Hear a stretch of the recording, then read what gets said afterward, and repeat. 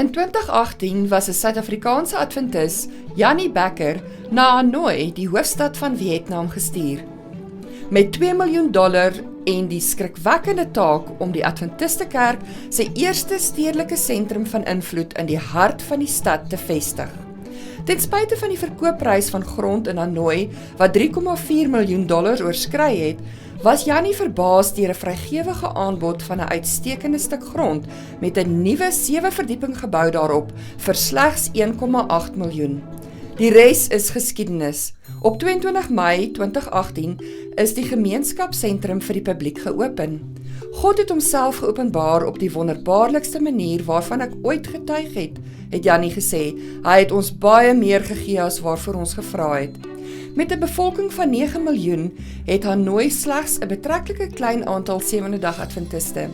Die stedelike sentrum van invloed, paslik genoem Forward Venture, bied geleenthede om meer mense vir Christus te bereik. Die sentrum is tuiste van 'n gemeenskapsbiblioteek en 'n Engelse skool waar 'n persoon verhoudings met mense kan ontwikkel en help om kinders op te voed. Daar is ook gesonde kookklasse en selfs 'n hardloopklub wat elke Sondagoggend ontmoet.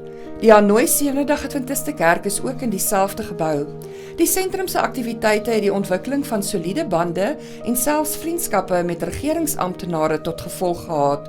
'n Geleentheid het ontstaan om in vennootskap te tree met die Vietnam Godsdienstige Sake Komitee en ons leer Engels aan 28 van sy lede, sê Tunnel, die sentrum se direkteur.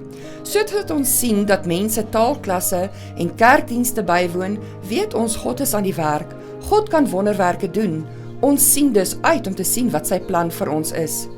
Hierdie verhaal is 'n uitstekende voorbeeld van wat gedoen kan word met hulpbronne wat na die ongewone geleenthede fonds gestuur word.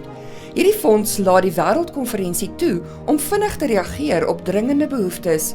Hoe word hulpbronne egter voorsien vir die ongewone geleenthede fonds? Indien jy in 'n administratiewe streke van die kerk woon, waar die gekombineerde offergaweplan toegepas word, sal u ontoegewyste offergawe vandag outomaties verdeel word om regverdig te voorsien vir alle sendingprojekte van die kerk wêreldwyd, insluitende die ongewone geleenthede fonds. Dit is waarom die gekombineerde offergaweplan aanbeveel dat u belofte offergawe of u gereelde offergawes as ontoegewyste offergawes gegee moet word. Bykomend tot u ontoegewyste belofte offergawe, mag u ook 'n spesiale offergawe gee direk vir die ongewone geleentheidsfonds, deur dit op die koevertjie aan te dui of adventistmission.org donate besoek en GC Unusual Opportunities Fund te kies. Soos wat ons in vennootskap tree in hierdie sending met God, mag ons begeertes laaste stel en God eerste.